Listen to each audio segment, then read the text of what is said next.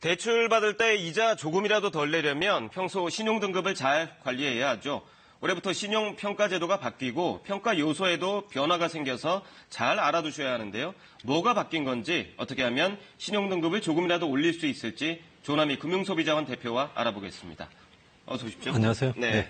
올해부터 신용평가제도가 바뀌었잖아요. 네. 어떻게 바뀌었는지 먼저 설명을 좀 해주시죠. 네, 신용평가제도가 이 등급제에서 점수제로 이렇게 바뀌었다는 것인데요. 네. 등급은 이제 10등급으로 기존에 이제 운영해 왔거든요. 네. 예를 든다면 어떤 세 사람이 동일한 5등급을 받고 있는 경우가 네. 있는데요. 예를 들어서 이제 그 사람의 점수가 698점에서 767점 사이에 있으면 네. 다 5등급으로 평가를 받았습니다. 네. 그러니까 이제 묶음으로 이제 평가를 받았던 것을 네. 개인별로 점수제로 이제 평가를 해서 은행들이 이제 각각에 대해서 점수 평가를 하겠다는 것인데요. 네. 이런 데서 오는 어떤 신용 등급제의 문제는 이 신용 등급 절벽 현상이라는 것입니다. 그렇죠. 그러니까 이제 664점을 받은 경우에는 7등급이거든요. 네. 그런데 7등급을 받은 경우에는 무조건 대출이 안 됩니다. 아. 그런데 1점 차이로 665점을 받은 경우에는 6등급에 해당이 돼서 네. 대출을 받을 수 있다는 거죠.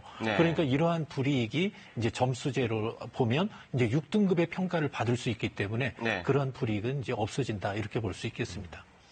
그러니까 소비자 중심으로 제도가 좀 바뀌었다 이렇게 보면 되겠군요. 그렇습니다. 네. 원래는 어떤 금융기관에서 대출 받느냐에 따라서 신용 점수가 굉장히 많이 깎이기도 했었잖아요. 네네. 이 부분도 좀 바뀌었나요? 네, 그렇습니다. 이 금융권에서 받는 경우에는 은행에서 대출을 받는 경우보다 네. 예를 들어서 신용 등급에 있어서 그 불이익을 받아왔거든요. 네. 그러니까 다시 말해서 그 사람이 대출을 어디서 받았느냐, 어느 금융기관이냐에 따라서 네. 달리 적용을 받았다는 것이죠.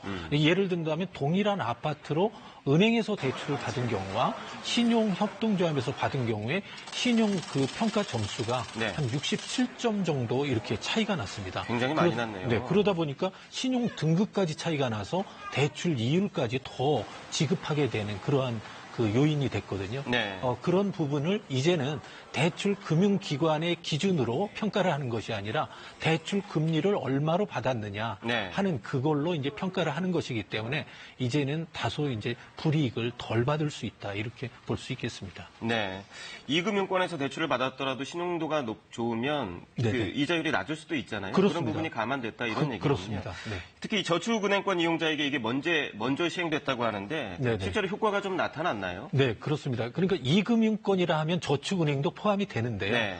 올해 1월 14일부터 먼저 시행을 했습니다. 네. 근데 이제 저축은행의 그 거래자인 68만 명을 분석을 해보니까 네. 그 대부분이 65점 평균적으로 신용 점수가 올라가게 됐고요. 네. 그래서 한 60%인 40만 명의 경우에는 신용의 점수가 올라갔을 뿐만 아니라 네. 신용 등급까지 올라가게 되겠죠. 네. 그런데 이번에 이 금융권이 이제 뭐 보험사라든지 신용협동조합이라든지 아니면 캐피탈사, 뭐 카드사 여기까지 확대를 하게 되니까 네. 사실상 이제 94만 명 중에 46만 명, 50%인 사람들이 신용 등급까지 올라가는 그런 혜택을 보게 될 것으로 예상이 됩니다.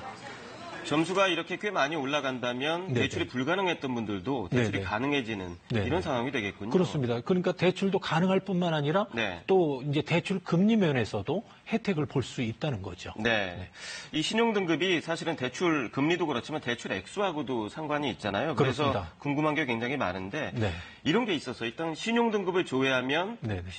신용 조회를 하면 신용 등급이 떨어진다 이런 얘기가 네. 굉장히 많았잖아요. 네네. 이 부분은 어떤가요? 네, 신용 등급을 조회를 많이 하는 경우에 네. 신용 평가에서 불이익을 받은 것은 사실인데요. 네. 이것이 문제가 돼서 2011년도부터 평가 요소에서는 배제하기로 돼 있습니다. 네. 그렇지만 만약에 과다하게 이 신용 정보 조회를 했다면 네. 은행에서 대출 받으러 갔을 때 이 사람이 신용 조회를 했을 경우에 이제 조회가 많은 것으로 확인이 된다면 네. 은행의 입장에서는 이 사람이 대출이 궁박하구나. 그래서 이런 부분에서 평가 요소에서 또 감점 요인이 되기 때문에 네. 그건 너무 과다하게 많이 조회하는 것은 뭐 플러스 요인으로 작용하지는 않을 것이다라고 판단하시는 게 좋을 것 같습니다.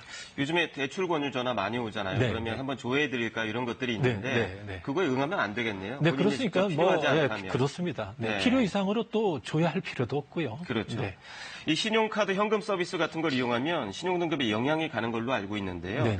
마이너스 통장을 가지고 있는 것도 영향이 있나요? 어떻습니까? 네, 그 신용 카드에 네. 그 할부 서비스라든지 이런 것들은 이제 대출 금리가 이제 높습니다. 그렇죠. 현금 서비스. 네, 현금 서비스의 경우에는 한 15에서 20%가 되기 때문에 네. 지금 이제 바뀌었다 하더라도 대출 금리가 얼마냐에 따라서 신용 평가를 한다고 하지 않았습니까? 네. 그러니까 고금리를 받았기 때문에 상대적으로 불리한 평가를 받을 수밖에 없다고 보여지고요. 네. 또 하나는 이제 마이너스 통장인 경우에는 자기의 소득 범위 내에서 정상적인 것이라면 네. 신용 평가에서 이제 플러스 요인으로 작용할 수 있다 이렇게 볼 수 있겠습니다. 다만 연체라든지 했을 경우에는 감점 요인이 되겠지만 네. 자기의 어떤 그 결제 범위 내에서라면 그것은 플러스 요인으로 작용할 경우가 많다고 볼 수 있겠습니다. 네.